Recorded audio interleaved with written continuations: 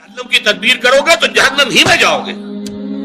اللہ تعالیٰ زبردستی کسی کو جنت میں داخل کرنے والا نہیں ہے. اور جنت کا معنی ہے تو محنت کرنی ہوگی, اس کے لیے محنت اور مشقت کرنی ہوگی, اس کے لیے ایمان اور عمل صالح اور تواصی بالحق اور تواصی بالصبر کے تقاضے پورے کرنے ہوں. لہٰذا یہ ہمارے ہاں جو اللہ تعالیٰ کی صفت غفاری اور اللہ تعالیٰ کی صفت رحیمیت کا حوالہ جو ہے دے دیا جاتا ہے. ما غرک بربک الکریم ایک مرکزی مضمون ہے یہ اس سورت کا جو آخری پارے میں سورۃ الانفطار. تمہیں کس چیز نے دھوکے میں ڈال دیا اپنے رب کے بارے میں؟ وہ کریم ہے, رحیم ہے, لیکن اس نے تمہیں اختیار دے کر تمہیں امتحان میں ڈالا ہے اور اس کا نتیجہ نکلے گا تمہارے اعمال کے اعتبار سے. یہ ضرور ہے کہ محض عمل کی بنیاد پر کسی کی نجات نہیں ہوگی, اللہ کی رحمت کی ضرورت ہوگی, لیکن بغیر عمل کے تو وہ رحمت بھی آپ کو ملنے والی نہیں. اپنی سی محنت کر کے اللہ تعالیٰ کی رحمت کا اپنے آپ کو مستحق ثابت کرو, پھر وہ رحمت خداوندی جو ہے دستگیری کرے گی. تو یہ چیزیں در حقیقت, اور ایمان کا بھی عام تصور کیا ہے, وہ جو شہادت ہے اشہد ان لا الہ الا اللہ واشہد ان محمد رسول اللہ, اسی کو ہم نے ایمان سمجھ لیا. حالانکہ یہ تو اقرار باللسان سے ہم مسلمان تو ہو گئے.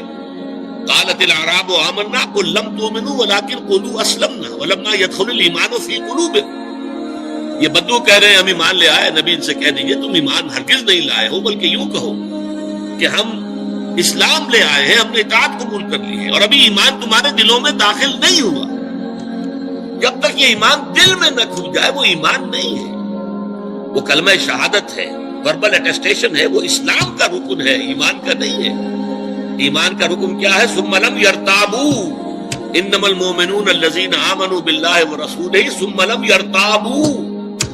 اصل مومن تو وہ ہے جو اللہ پر اس کے رسول پر ایمان لائے, پھر شک میں ہرگز نہ پڑے, یقین کی کیفیت ہو جائے. پھر عمل صالح, جیسا کہ میں نے کہا قرآن مجید میں شاذ آپ کو بڑا تلاش کرنے کے مقام تلاش کرنا پڑے گا جہاں کہ ایمان کے ساتھ عمل صالح کی شک موجود نہ ہو, وہ لازم و ملزوم کی طرح ہوتے ہیں. پھر یہ تواصی بالحق اور تواصی بالصبر.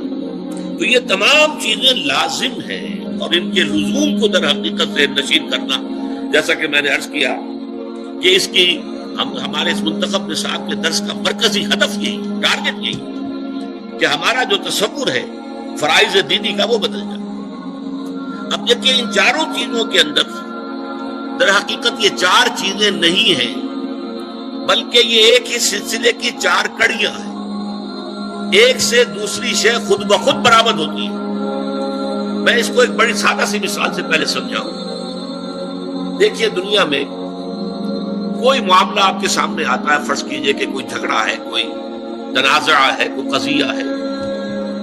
پہلا کام, اگر آپ واقعتاً شریف انسان ہیں, مضبوط سیرت و کردار کے مالک انسان ہیں, صاحب کردار انسان ہے, تو پہلا کام کیا ہوگا کہ آپ اصل حقیقت تلاش کریں امکانی حد تک کہ مسئلہ ہے کیا, کس کا حق ہے, کون برحق ہے, کون جو ہے اس کا حق ثابت ہوتا ہے. تو پہلے یہ ہے تفتیش, تحقیق, کہ حقیقت معلوم ہو جائے. ثانیاً اب جو حقیقت آپ پر منکشف ہو, اب اسے قبول کرنا دل سے, اور اگر اس کا کوئی اثر آپ کی ذات پر بھی پڑتا ہو تو اس کو عملاً اختیار کرنا. فرض کیجئے کہ اس معاملے میں کوئی ایسا پہلو نکل آیا ہے جس کی زد خود آپ پر پڑ رہی ہے, تو اس لیے کہ مجھ پر زد آ رہی ہے یا میرے والدین پر آ رہی ہے, میرے رشتہ داروں پر آ رہی ہے, اگر غض بصر کریں گے, صرف نظر کریں گے, تو معلوم ہے سیرت اور کردار نام کی کوئی شے نہیں ہے, پھر بودا انسان ہے, کوئی حیثیت نہیں. جیسے کہ قرآن مجید میں سورہ نساء میں فرمایا گیا یا ایھا الذین آمنوا کونوا قوامین بالقسط شہداء للہ ولو علی انفسکم او الوالدین والاقربین. اے ایمان والو کھڑے ہو جاؤ عدل کے علم بردار بن کر, اللہ کے لیے گواہی دینے والے بن کر, اور چاہے کوئی معاملہ ایسا ہو کہ جو تمہارے خلاف جا رہا ہو, تمہارے والدین کے خلاف جا رہا ہو, تمہارے رشتہ داروں کے خلاف جا رہا ہو, عدل کا دامن ہاتھ سے نہیں چھوڑو. اسی طرح فرض کیجئے کوئی فیصلہ جو ہے صحیح بات, اس سے آپ کے کسی دشمن کو فائدہ پہنچ رہا ہے, اب یہاں کس وجہ سے نہ رک جائیں. یا ایھا الذین آمنوا, یہ سورہ مائدہ میں ہے, کونوا قوامین للہ شہداء بالقسط ولا یجرمنکم شنآن قوم علی الا تعدلوا اعدلوا هو اقرب للتقوی. دیکھو کہیں ایسا نہ ہو کسی کی دشمنی تمہیں جادہ عدل سے اور جادہ حق سے منحرف کر دے، اس لیے کہ دشمن کو فائدہ پہنچ رہا ہے تو یہ بات میں کیسے کہہ دوں؟ نہیں، دشمن کو فائدہ پہنچ رہا ہو یا اپنے کو نقصان پہنچ رہا ہو، جو حق ہے اسے بیان کرنا ہے اور اسے قبول کرنا ہے، اگر واقعی سیرت و کردار کا حامل انسان ہے۔ تیسرے درجے میں یہ کہ اس کا واشگاف اعلان کرو، ڈنکے کی چوٹ اعلان کرو۔ اور چوتھے یہ کہ اگر اس میں کوئی ریزنٹمنٹ ہوتی ہے، کوئی فریق جو ہے آپ کے خلاف کوئی اقدام کرتا ہے، کوئی پروپیگنڈا کرتا ہے، کوئی آپ کے خلاف جو ہے کوئی اور ایسی تدبیر کرتا ہے جس سے نقصان پہنچ سکتا ہے، تو ڈر کر خاموش نہیں ہو جاتا، بلکہ یہ کہ وہ سارے خطرات کو برداشت کرتے ہوئے مردانہ وار جو حق بات ہے اسے کہنا ضرور ہے، اور اگر اس میں کوئی تکلیف آ رہی ہے تو اس کو جھیل دو۔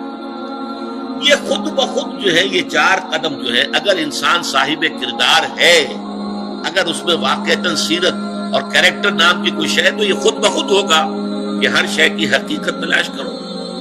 نمبر 2، اس کو قبول کرو، اور اس کا کوئی عملی تقاضا ہے تو اس کو پورا کرو، اس کا اعلان کرو ڈنکے کی چوٹ، اور اگر اس میں تم پر کوئی تکلیف آئے تو جھیلو، برداشت کرو۔